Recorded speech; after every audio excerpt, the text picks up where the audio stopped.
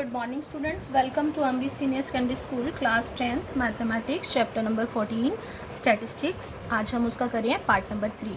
बच्चे part number 1 और part number 2 में हमने इस चैप्टर का मीन निकालना सीखा था। 3 सेंट्रल टेंडेंसीज है, मीन, मॉड और मीडियन। हमने मीन निकालना और मीन जो है हमने 3 मेथड से निकालना सीखा है।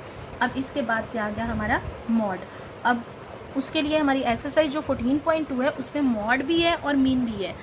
कई बार वो हमें तीनों चीज़ें मीन, मॉड और मीडियन पता करने के लिए बोलते हैं और कभी सिर्फ एक ही चीज़ निकालने के लिए हमें बोली गई होती है।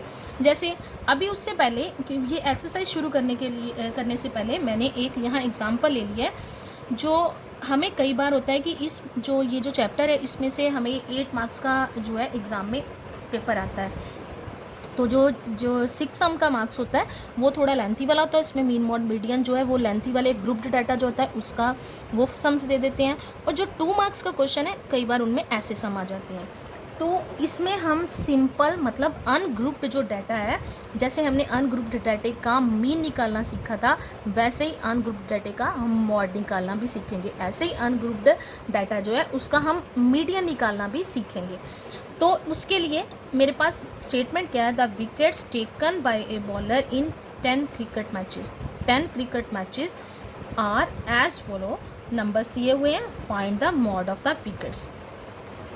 ये 10 मैचेस में जो विकेट्स ली गई हैं उनकी हमें एक डाटा बना के दिया हुआ है। इसमें से हमने मॉड निकालना है। मॉड भी क्या होती है, एक सेंट्रल टेंडेंसी। तो सॉल्यूशन में इसमें क्या करेंगे, सबसे पहले जब हमने ऐसे सम सॉल्व करने हैं तो हम यहाँ लिखेंगे। आपको याद होगा हम 9th में और 8th में फ्रीक्वेंसी टेबल बनाते थे। ऐसे ही कुछ दिए होते थे नंबर, हम यहाँ लिखते थे कौन कौन से नंबर दिए, कौन सा नंबर कितनी बार आ रहा है, हम उसमें से काउंटिंग करके लिखते। ये भी वैसे ही है। ये विकेट्स है, ये विकेट्स दिए हुए हमें तो ये लिखेंगे विकेट्स। ये साथ में मैंने लिखा है फ्रीक्वेंसी का मतलब है यहाँ ये जो मुझे नंबर दिए गए हैं कौन सा नंबर कितनी बार आ रहा है। सबसे छोटा नंबर 0, उससे स्टार्ट करेंगे।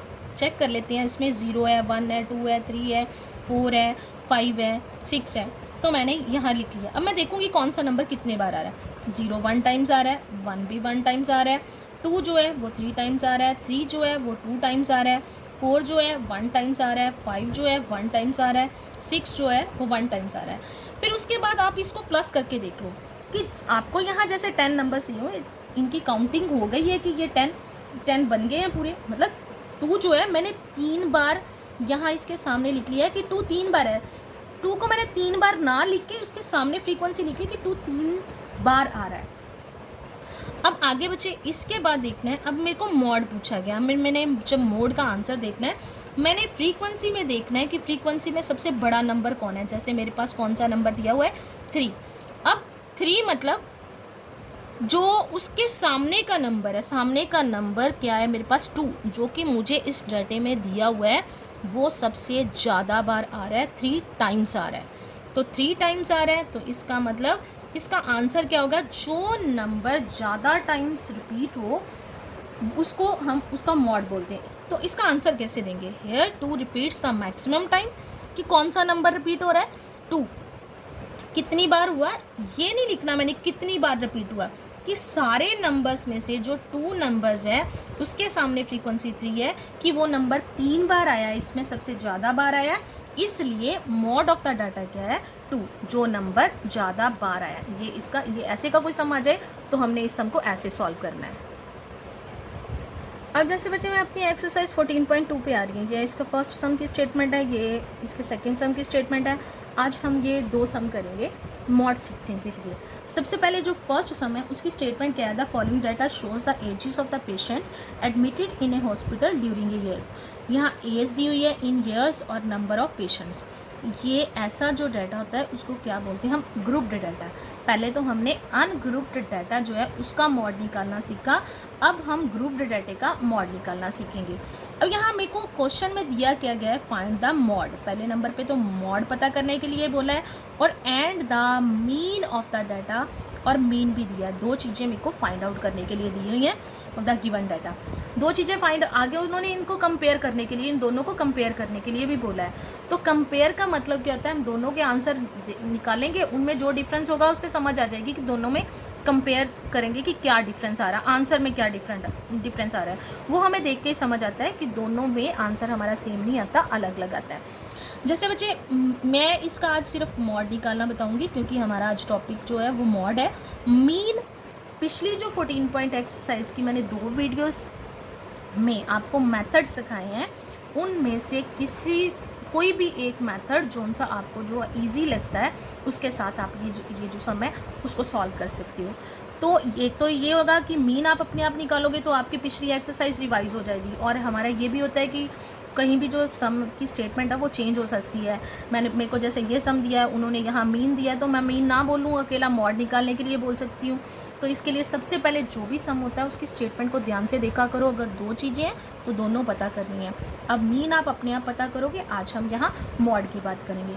अब ऐसे मैंने सम नंबर 2 भी करवाना है, उसकी भी पहले मैं स्टेटमेंट बता देती हूँ। The following data gives the information on the observed lifetimes in hours और 225 electric components lifetimes in hours दी हुई है और फ्रीक्वेंसी दी है। पर इस सम में मेरे को determine the model life time. Model life time का मतलब हमने मॉड पता करना है ऑफ द कंपोनेंट्स। इसमें अकेला मॉड बोला गया। अब दोनों में डिफरेंस आ गया।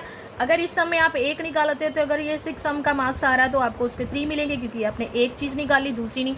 और दूसरे सम में जो उसमें मॉडल ही है वो 6 में आ जाता है तो 6 के 6 एक ही चीज़ निकालने के पूरे मार्क्स मिलेंगे। इसलिए इन चीज़ों को थोड़ा ध्यान से देखा करो कि निकाला गया। अब हम अपना सम करते हैं। अब जैसे बच्चे मेरे सम नंबर 1 था, उसकी स्टेटमेंट को मैंने इस फॉर्म में लिख लिया है। अब जैसे हम मीन में करते थे कि मीन में जो स्टेटमेंट होती थी उसके आगे पहले जैसे मेरे को ये FI होता था, ये इंटरवल है, इससे हम पहले XI निकालते थे। फिर अगर हमने डायरेक्ट मेथड निकालना तो FI XI को मल्टीप्लाई करके मेरे पास 2 और इसकी लाइनें बन जाती थी। तो अगर हमने दूसरा मेथड लगाना तो उसके लिए और हमारे कॉलम बनते थे। पर मॉड में हमें कुछ नहीं करना होता। ये जो मैंने स्टेटमेंट लिखी है उसमें से ही हमें सब कुछ ढूंढ के अपना फॉर्मूले में जो जो चाहिए वो वैल्यूज़ ढूंढ के वहीं से हमने फॉर्मूले में निकालनी है और सम को सॉल्व करना है। उसके लिए सबसे पहले हमें फॉर्मूला आना बहुत ज़रूरी है। बच्चे एक तो जब भी आप काम करते हो, कोई एक्सरसाइज नहीं शुरू करते तो जो नया फॉर्मूला आता है सबसे पहले कॉपी के ऊपर उस नए फॉर्मूले को लिखा करो। जैसे मैंने यहाँ मॉड का फॉर्मूला लिख दिया है, mode equal to L plus यहाँ ब्रैकेट है FI minus F0 by 2 FI minus F0 minus F2 into H। अब मैंने यहाँ फॉर्मूला लिखा तो फॉर्मूले के हिसाब से मेरे को अब पता चलेगा कि फॉर्मूले में के हिसाब से मैंने जब सम को निकालना उसमें जो जो लिखा है वो मेरे को पहले ढूंढना है कि वो मुझे कहाँ से मिलेगा। अब सबसे पहले आ रहा है L। तो L का पहले मीनिंग क्या है? तो L क्या होता है कि मैं अगर मॉड निकाल रही हूँ तो मॉडल क्लास इंटरवल की लोअर लिमिट को हम क्या बोलते हैं? L। तो lower limit model class interval अब कैसे करें? अभी जैसे मैंने पिछला सम करा जो अनग्रुप्ड डाटा था, मैंने इधर विकेट्स लिखी थी, इधर फ्रीक्वेंसी, मैं सबसे बड़ी फ्रीक्वेंसी को ढूंढा। यहाँ भी क्या करूँगी, यहाँ भी इन फ्रीक्वेंसी में से सबसे बड़ी फ्रीक्वेंसी को ढूंढूंगी। जैसे मेरे पास यहाँ सबसे बड़ी फ्रीक्वेंसी क्या है? 23। उसके सामने का यहाँ मैंने एरो लगा दिया और इसको मैंने ये बॉक्स में करा हुआ है। उसके सामने को जो इंटरवल होता है उसको बोलते हैं मॉडल क्लास इंटरवल। और वो क्या है मेरे पास? 35 टू 45। उसकी ये जो फर्स्ट लिमिट होती है उसको बोलते हैं लोअर लिमिट और ये जो सेकंड होती है इसको बोलते हैं अपर लिमिट। L मतलब लोअर लिमिट। फॉर्मूले में मुझे L चाहिए तो मैंने यहाँ लिख दिया L equal to lower limit of the modal class interval equal to 35। अब उसके बाद आ गया F1। अब F1 क्या है? F1 का मतलब सबसे बड़ी फ्रीक्वेंसी। जैसे उसमें क्या था? सबसे बड़ी फ्रीक्वेंसी वहाँ 3 आ रही थी। यहाँ इस सम में सबसे बड़ी फ्रीक्वेंसी क्या है? 23। अब जो 23 सबसे बड़ी फ्रीक्वेंसी वो क्या है? F1। उसको नाम देते हैं हम F1 का। अब बच्चे इसके बाद जो है F1 के बाद अब जब हम काउंटिंग लिखते हैं तो 1 से पहले क्या आता है? 0 छोटा है। तो इससे पहले जो बिल्कुल F1 से ये तीनों इकट्ठे आते हैं। एक चीज़ तो ये ध्यान रखना, ये नहीं करना जो सबसे छोटा नंबर है उसको F0 दे। पहले सबसे पहले आप F1 ढूंढोगे, F के पिछला वाला, क्योंकि पहले उसको लिखते जब हम स्टेटमेंट लिखते हैं तो इधर से इधर को लिखूंगी, वो हो गया F0। और 1 के बाद जो नंबर आया 23 के बाद जो आया वो क्या बन गया? F2। अब ये भी हो गया। F1 क्या है, F0 क्या है, ये भी पता चल गया। अब H क्या है? एच हमने पिछली वीडियोस में भी करा है, एच का मीन में भी हमने जब स्टेप डेविएशन का फॉर्मूला लगाया था तो वहाँ मैंने एच यूज़ किया। एच होती हाइट ऑफ द इंटरवल्स, मतलब डिफरेंस इसमें क्या है, इसमें सारे में 10 का डिफरेंस है, तो एच की वैल्यू मेरे पास कितनी आ गई 10। अब आगे बचे, मैंने इन सभी वैल्यूज़ को यहाँ लगा दिया। F1 23 है, F0 21 है, F2 14 है और H है मेरे पास 10। अब मैंने मॉड का फिर से फार्मूला, ये फार्मूला मैंने आपको ये जो आपको चाहिए था वो ढूंढने के लिए बता दिया। अब मैंने फिर से इसका सम को सॉल्व करने के लिए इसका फार्मूला लिख लिया और फार्मूले के हिसाब से अब मैं इसमें जो वैल्यूज़ मेरे पास सम के हिसाब से जो आई हैं वो इस फार्मूले में फिल करती जाऊँगी। अब देखो, जैसे मैंने सारा कुछ यहाँ लिख लिया और मेरे को ऊपर सम की स्टेटमेंट की कोई ज़रूरत नहीं है। तो मैंने फार्मूला लिख लिया, फार्मूले में पहले आया एल की जगह क्या है 35, प्लस का साइन, तो प्लस का F1 कितना है 23, माइनस का साइन बीच में, माइनस का साइन F0 21, तो 21 बाय 2 इंटू F1, मतलब 2 और F1 मल्टीप्लाई हो रहे हैं, 2 और 23, आगे माइनस का साइन, तो माइनस का साइन F0 21 है तो 21 माइनस, फिर से माइनस, और F2 की वैल्यू कितनी 14 इंटू H है, तो H की वैल्यू कितनी है 10। मैं सारी वैल्यूज़ लगा ली। अब सबसे पहले मैंने ब्रैकेट को सॉल्व करना है। यहाँ आ गया 35, वो 12 है, 12 प्लस में साइन पहले 23 में से 21 माइनस हो रहे हैं, यहाँ क्या आ गया 2। अब 2 को 23 से मल्टीप्लाई करेंगे 46 आ गया, माइनस 21 और 14 दोनों माइनस के हैं, माइनस माइनस क्या हो गया प्लस, दोनों को प्लस करोगे तो क्या आ जाएगा 35। या आप इसको ऐसे भी कर सकते हो, सीधा 46 में से पहले आप 21 को माइनस कर दो, फिर जो आया आपके पास उसमें से 14 को माइनस कर दो, या माइनस माइनस प्लस करके 35 लिख दिया। अब 46 में से 35 को माइनस कर दिया, क्या आ गया मेरे पास ये 35 प्लस, और ब्रैकेट सॉल्व होगी 2, इसको माइनस करके आ गया 11 और बाहर था 10। 10 ब्रैकेट के साथ मल्टीप्लाई हो रहा था। अब ब्रैकेट को सॉल्व करने के बाद जो आया उसके साथ 10 मल्टीप्लाई हो जाएगा। 2 के साथ ऊपर वाला नंबर हमेशा ऊपर वाले के साथ मल्टीप्लाई होता है। 2 को 10 के साथ करा तो 20 बाई कितना आ गया 11। अब मैंने इसको कैलकुलेट करना है, तो यहाँ इसके ओवर में कुछ नहीं है, यहाँ मैंने लगा दिया 1। तो एलसीएम कितना आ गया 1 और 11 का, मेरे पास एलसीएम आ गया 11, यहाँ मैंने लगा दिया 11। अब यहाँ देखो, जब ये हर बार ऐसे ही आएगा, यहाँ एल के नीचे जो एल की वैल्यू आएगी उसके नीचे उसका बटा कभी भी नहीं आएगा, तो यहाँ 1 नहीं आएगा। तो आप इसको सिंपल जो इधर वाले नंबर का ओवर के नीचे होता है, जो इसका डिनोमिनेटर, उसको हमेशा उसमें लगा सकते हो। अगर नहीं तो जैसे 1 और 11 का एलसीएम 11, तो 11 को इधर मल्टीप्लाई कर दो और 1 को इधर मल्टीप्लाई कर दो, तो क्या आ जाएगा 11 को 35 के साथ 385 और 1 को 20 के साथ तो 20 प्लस हो रहे दोनों, कितना आ गया 405/11। अब इसको सॉल्व करेंगे, 405 को 11 के साथ डिवाइड करेंगे तो आंसर क्या आ जाएगा 36.8, ये इसका आंसर है। अब साथ में मैंने इसके सेकंड सम की भी आपको स्टेटमेंट बताई थी, उसको भी मैंने इस फॉर्म में लिख लिया। अब इसमें चले तो सबसे पहले मेरे को मॉडल क्लास इंटरवल चाहिए होता है। सबसे बड़ी फ्रीक्वेंसी 61, उसको बोलते क्या है F1 कहते हैं, उसके सामने का इंटरवल क्या है 60 to 80। तो यहाँ से मेरे को L क्या मिल गया 60, F1 की वैल्यू क्या आ गई 61 और F0 जस्ट पहले का, ये फिर से बात रिपीट कर रही हूँ, सबसे छोटा नंबर नहीं ढूंढना, F1 ढूंढने के बाद उससे पहले जो नंबर जस्ट पहले आपने लिखा है वो F0 और जस्ट जो बाद में लिखा है वो F2। मैंने यहाँ F1 की वैल्यू लगा ली, F0 की और F2 की, और H इसमें डिफरेंस जो है 20। अब बच्चे एक चीज़ देखो, फॉर्मूला मेरा सेम है, हर फॉर्मूले के हिसाब से मैं एक ही चीज़ जो है वो ढूंढ रही हूँ। बस मैंने करना क्या है, मैंने फॉर्मूले में अब इन वैल्यूज़ को फिल कर देना है। अब फॉर्मूला आ गया यहाँ, तो फॉर्मूले में L की जगह 60, F1 की वैल्यू 61, F0 52 माइनस हो रहे हैं, 2 into 61 minus 52 minus 38 into 20। Bracket को सॉल्व करते हैं। ये दूसरा सम और पहला सम सेम है। यहाँ मैं ये सिर्फ आपको एक चीज़ ये बताना चाहती हूँ कि सिर्फ नंबर चेंज हुए हैं, हर सम के हिसाब से F1, F0, F2 और L की वैल्यूज़ और H की वैल्यूज़ चेंज होनी है। फॉर्मूले में कुछ चेंज नहीं होना, उन वैल्यूज़ को वैसे ही लगाते जाना है। और अब पहले मैंने और नंबर के हिसाब से कैलकुलेशन की, अब मेरे पास नए नंबर आ गए, मेरी बस कैलकुलेशन ही चेंज होगी नंबर के अकॉर्डिंग। बाकी फॉर्मूला चेंज नहीं होता, जहाँ माइनस का साइन है वहाँ माइनस होना है। पहले जैसे मैं 23 में से 21 को माइनस करी थी, अब मेरे पास 61 और 52 है, अब 61 में से 52 को माइनस कर रही हूँ, तो यहाँ मैंने ये लगा दिया। अब मैंने क्या करना है, ब्रैकेट को सॉल्व करना है। तो यहाँ 60 प्लस 61 में से 52 माइनस करें 9, 2 इंटू 61 122, इन दोनों नंबर्स को प्लस कर लिया तो 90 इंटू 20।